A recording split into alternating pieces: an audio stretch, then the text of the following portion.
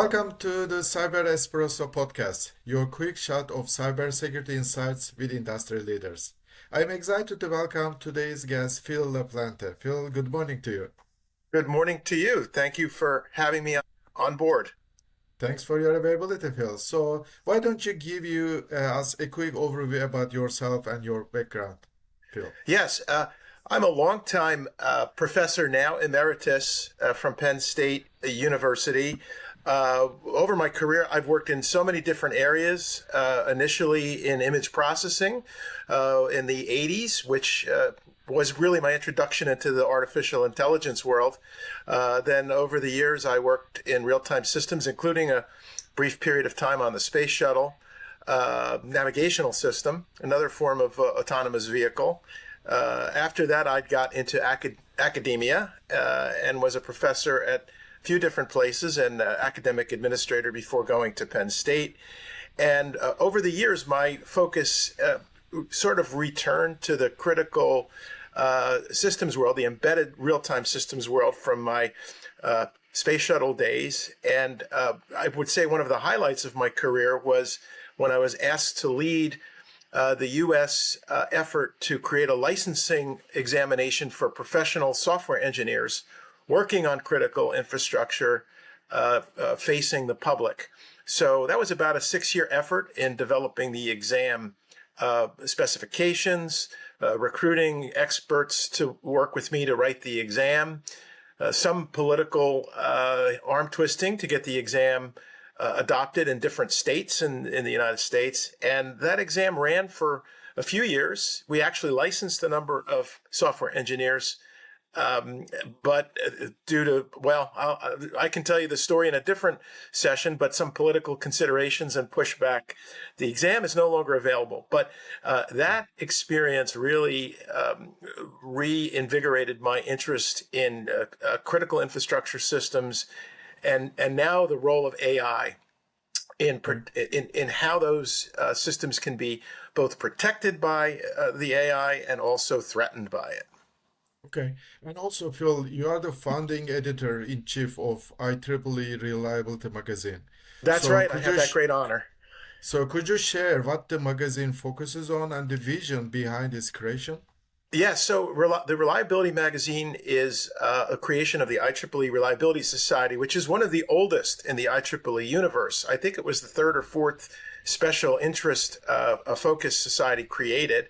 And of course, reliability is a very, very, very broad scope, including traditional reliability theory, device reliability, system reliability, software reliability, security, PHM, prognostics and health management.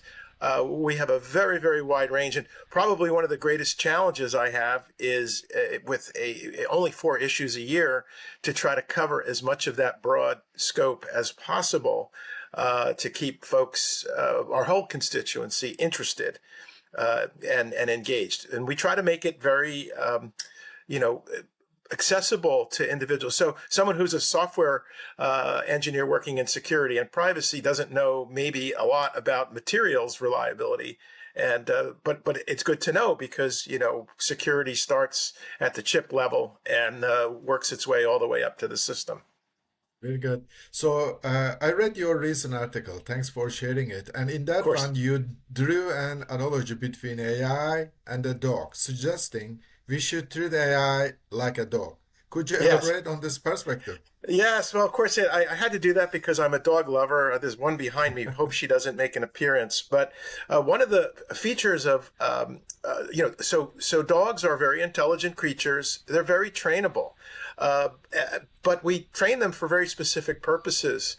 And it's never a good idea to use even a well-trained dog in a role for which it was not specifically trained. So you wouldn't use a police dog I don't know, work with children or work with the visually impaired, and vice versa.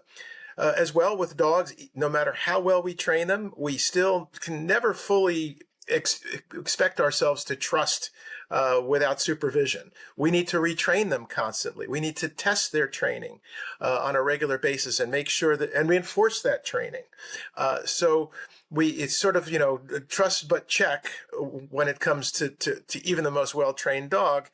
And I think if we engage with AI in the same way, uh, we'll be a lot better off than training a system, training it well, and then assuming it's good to go forever. And of course that's a recipe for disaster. It's a lighthearted approach. I get it. It's not rigorous, but it's sort of a warning to be both vigilant with AI, but also to make sure that we can believe and understand what that AI is doing in a particular setting. I really like it. I hope you don't mind me using it. So I really like No, the analogy behind I it. think you can share it. I Yes. believe it's an art because for the magazine we have two kinds of articles generally: those that are download for pay and for the membership only because they're research Mhm. articles, and then articles like this which are free on the other side of the paywall. And we want to create exposure and advertise our magazine and our society. So please share it freely. Yeah, I love it. I will do it.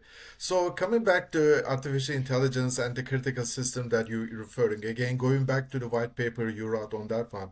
So going through the details, like you're basically saying that training data can introduce bias and it could pose vulnerability.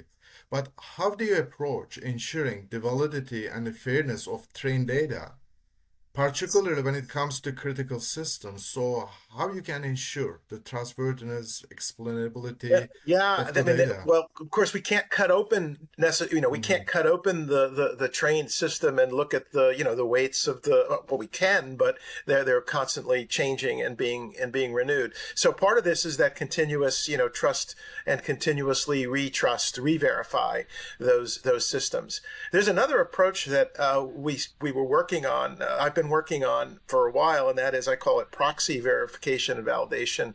And this is the case where you take a critical system, you find a non-critical system that's very similar in its purpose, using the same machine learning, using the same AI algorithms, depending on the case, and you test the proxy system, the non-critical system. It's a virtual twin is a kind of proxy verification and validation. In this case, where the virtual twin is where the digital twin is exactly a copy of the real system, and if you can do that, you can validate the system, verify and validate the system in a safe manner. But there's no guarantees. It's always constant testing, checking, recalibrating, revisiting of the system, and being critical systems engineers, we're paranoid, and Yeah. the old saying, just because you're paranoid doesn't mean people aren't out to get you, and that does apply. Because AI mostly acts like a black box, and which we don't want it when it comes to the critical system. So your suggestion is kind of create a digital twin of the AI system and probably uncheck from the changing of data sets so you can validate That's continuously. correct. That's Ah, correct. And I believe there's some papers that we've written on that are also publicly facing, and people can look at them. Well, I've called it proxy verification and validation, but other people, in the case of a digital twin, that's exactly the idea. That's it. But there could be another one. For example, if you could somehow use the same AI or the same machine learning in a robot weed killer that is being mhm. used in a robot lawnmower, right? That robot lawnmower is, it's got a blade and it's possibly dangerous. It could run over your foot. The weed killer, on the other hand, maybe it's just got a little, weed whacker and or it's spraying some chemicals at the weeds. It's using the same weed identification algorithms. It's using the same autonomous movement algorithms, but one is lethal or dangerous. The other one is not. And you can train and test the non-lethal version to get confidence in the lethal version. Okay. It doesn't mean you can trust the lethal, the critical system entirely, but it gives you some additional confidence. Yeah. To be honest, it took me a couple of takes to read your paper. Like I read once, then at least three takes, taking my notes. But then I said, like, it's like watching a good movie. You watch it a couple Thank of you. times, right? So a lot of insights. So I appreciate sharing it. Thank So you. Phil, I don't want to take more of your time, but I appreciate being here. We just want to keep it short and distribute it to the more Yes. audience. But I appreciate your availability and insightful conversation, and I Thank you look very much. forward And to, your have a audience is welcome to email me and I can send them copies of certain papers and engage. And hopefully we can do this again. perfect. Absolutely. Okay. Have a nice day, and we You will too. Thank talk you. soon. Take Bye care. bye. Ciao.